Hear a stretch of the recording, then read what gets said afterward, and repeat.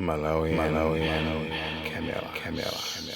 Yeah, so magazi wawa atafika kudeni kujako. As I said, first day everything was fine. Second day, the moment I passed my black papers, some sort of my bin liners, the bucket. So you are not for Zajani, then announced that you are not allowed to go outside. It's dangerous. Whenever you need to relieve yourself, you'll be using these black papers in my bucket. That's when he realized, oh, okay, I think now we have been kidnapped. Then, after some minutes, kuna sabwela so muntu wina. Muntu atabwera, anabwesa no phone number.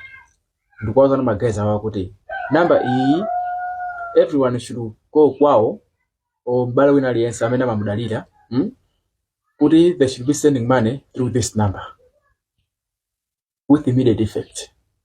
Ndana mumba phone makwao, ndana kumatumizidwa. Uyu adakusalimawa. He had no one to rely on. Analiba muntu ndangapa kabwanji. Then anayesera kumuimbira muntu wina phone friend kuti at samthandize. Of course the man was sent. Sizinagwirebe. The most fortunate thing is akuti sana Walandezi china chilichonse anawase amene alili. So this guy took a phone. Anali mafuna awiri. Anatenga phone yake ndikumugulitsano zake nkati mumucho. 150 rands. Kuti at least azipange sona himself. Arangopeleka no 150 rands zinakhangati kuti mwina wapalamulano kuti he has shown kuti he has money.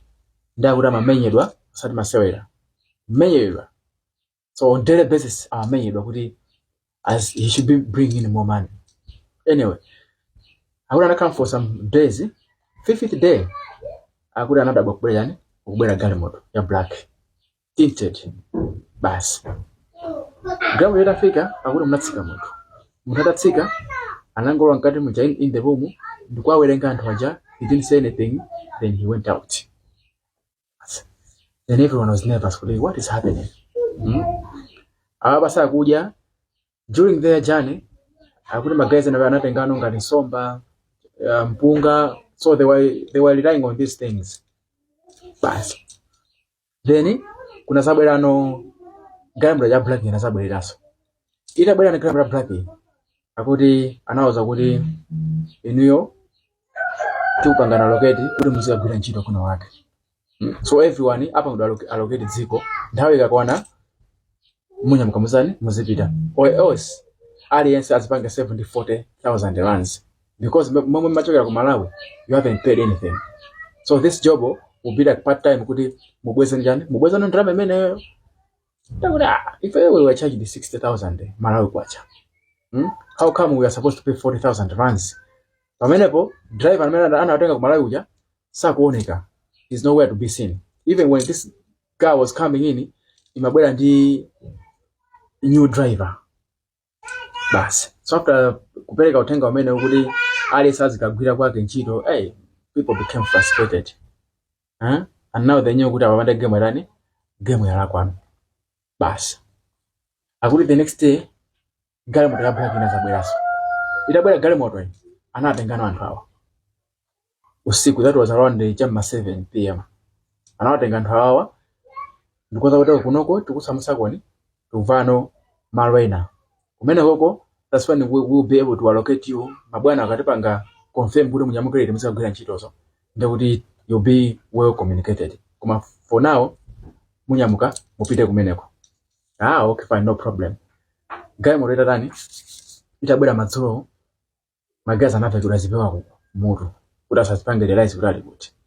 Then anatulutsidwa galimoto muja. After kwera galimoto ija anayenda for some time. Then anafika ngati ku nsauno wa Nkhalango eti. Bas. Ngati mene example mene ili chikangawa ichi. Then anawuza kuti atsike magazi awo. Anatsika. Atatsika anayamba nokuwa kuti anawadosana muchire. So these guys akuti anakumania zawo wena mgalimoto muja. Ndi after kutsika kwadusa muchire muja. They were like ananozi ma bouncer ngati ma bodyguard now. Kutsogolo atatu, mbali atatu, the other side atatu, kumbuyo atatu. Amadusa mchire galimoto ija imayenda yokano main road ija. Mbaona zata kuti adusano chilija, I don't know kuti amaopa chani, maybe panali kanti road block kapena anthu ena osecha, we don't know. Komano that's what happened to them. Then anayenda muchile muja. Amada anaenda for most mina 3 hours. Angwenda do muchile muja. 3 hours. Then anafika some point, anawa some chile muja, ndikuwa kweza no Gallimore ija. Instead of following the main route, kumeno mabila Gallimore ija. Akuli ndapa kuda divert Gallimore ija, ndikuwa no ku sub route. Nsawu na wafumbi. Anafika kumena kuja, kunsawafundu kuja, akuli they drove mina for most an hour or so. Then anafika no ngati filling station. So it seems like these guys, they already had a connection. Ndima guys about filling station aje. Because akuli atangotsika, magazi wanatsika Gallimore ija. Atangofika, anatsika Gallimore, then they went straight to a certain room where also kumena wako, they were locked kumena wako. They had locked kumena kujako. One of the guys from the car, I think the driver or his conductor, anatubukano nduvano kulumu kuja nduka tusa kwa nda kusalimao. Basi aratusa napita na pambali. Ndimina moto ase. Awa bina zilimo. Kuti mwina iweyo usipange save. Because ukona kuti you are active. Kuti usipange save baba, you need to pay 600,000 rands. Akula dawa after kumva zimeze anamba kukodzedwa atu. 600,000 rands I think kuti. Kuti usipange save. Pamene baja confused mundu. He tried to make some calls, kumano sizingateke. Those are taken in this situation. If you are not going to save yourself, bas, you are going back in there. Okay, fine. Then, akupita kubwera no kujeni. Akola mu room muja. One of the guys of a filling station anawe misa dapa salimao. Akusalimao. Kase tabwera. Atabwera kuda say, ineyo. I know this kind of situation. Mukakwera Gallimore yoyo, mukafika even mu street. Try to break a glass. A glass la Gallimore kampanga kwani kuti at least anthu adziwe kuti mutani. Adziwe kuti you have been kidnapped. Otherwise, you know you will never be found again. Upon hearing this information, zinakhala ngina adrenaline wakwera no kwambiri adaja nkodzo kumangokodzedwa no sapano. Then anabwera kulumu kuja, anza kuwafusa kuti bwanji. The guy failed to explain to them kuti zukhala bwanji. Anyway, after some time, anakwera no Gallimore. Kumano in his mind, mumenda no jodi akafika mu street, kaapanga motivate kuti aswe glass, kaapanga bwanji. At least they should be rescued. Another bwano anakwera Gallimore ija after kuti da room moja. Agwandikira town. Driver kuti Gallimore ndiye anataiponda no. Gallimore mtown muja. He sped off. There was some other zodi akuti zukhala bwanji. I think maybe this driver had some connections and then he was told kuti maybe mtown momu la police or whatever. Kumano akuti Gallimore napondedwa and they had no chance kuti no angapanga so because even though apanga zimene that means nobody could have rescued them.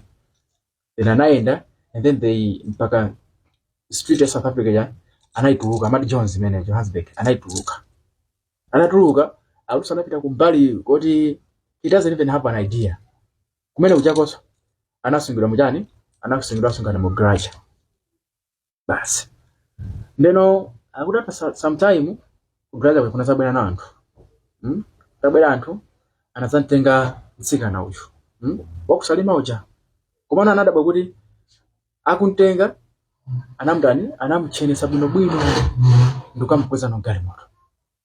Ndiye madabwa kuti sana uyo akamuchenesa yonje yakwira naye kuti.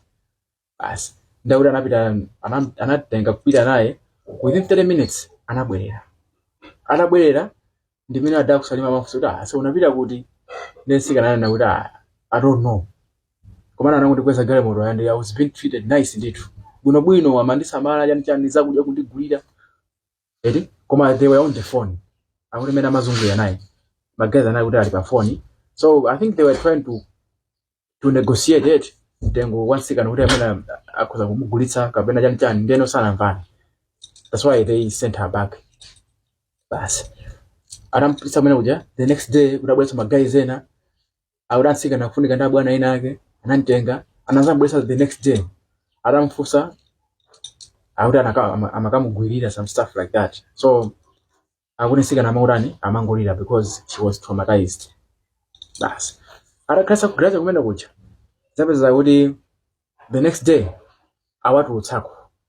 Atawatulutsa anaenda nawo ndikafika no ngati pa filling station ina anonso pano. Atafika pa filling station paja akuti anawapanga park galimoto sanawatsitse, anawapanga park galimoto mommo. Then my guys akuti kunali kozizira kwambiri, everyone was too cold, everyone was cold. Then uyu adakusalima akuti anatsika no galimoto muja ndikukhala pambali ndikumadikirira. Ali pamene pacha akuti kunakubwera apolisi. Apolisi atafika anafusa adakusalimawo. Pamene driver uja wa galimoto uja watsika akuti amakasamba. Adawa anafusa ase bobo aura bobo yani ndena kuti mwina ka galimoto iyi ali kuti. Neno adawa machita no mantha kuti kodi zikhala bwanji, kodi are they together mukuzobe mai kwanza tu my foreigners. In his mind he felt kuti minafuna urani minafuna watenge azipita nawo kwina. Basi ndena nana kuti mwina ka galimoto iyi aura kusamba. Basi ndakuti okay fine, iweyo anzako ali kuti kapena galimoto muli ndani. Ndakuti galimoto muli anzanga muli anthu alati waone. Anapita ndikatsegula back door ndimene napeza muli anthu azizidwa some stuff like that. Then amauza kuti inuyo tsikani, for now you are free. Everything that was happening to you tinati tamva kale, tinati tauzidwa kale kuti there's this car yapanga zakuti. And this has been happening to people komano imaopa even mena mathamanga mu street mucha tinali kuti taona kale galimoto ayiona kale. So I think someone gave them information kuti kutani tikutsatira galimoto koma we were afraid kuti tipange chase ngoba mukachita ngozi. So iniyo tsikani muzani muzivaya. Driver ndiye ali kuti ali which bathroom. Then adawa kusalima anadani anawalondolera kuti analowera uko. Adapita kuja driver ajatu basitu anawagwira kwafusa zokamba zawo ineso ndangutumidwa some stuff like that alapanga ukalongosola kuti ukangosola court. Anthu aja anawapanga release anafusana kuti kuti tiende tikafike ku South Africa amene ku Johannesburg tikaende bwanji. Ndeno magazi anazo kumande kutali kwambiri, so we don't know kuti mwenda bwanji koma for now just go back kumene mundani kumene muzifusa I think andakuthandizana. So adawa kuti anandi 100 runs some sort of like that, 100 or 200 runs imeyana sunga pena pake. So anayiuza ndawa imeneyi yumarani to support themselves. So that's how these guys survived. He doesn't even know kuti drivers amtera bwanji komano what he actually prayed for was kuti the police were able to intervene in time ndikupanga release. Guys, so they were just fortunate kuti magazi police alali anabwera ndikuzawathandiza. That's how this guy survived and he found himself back home. Thank you so much. Malawi, Camera.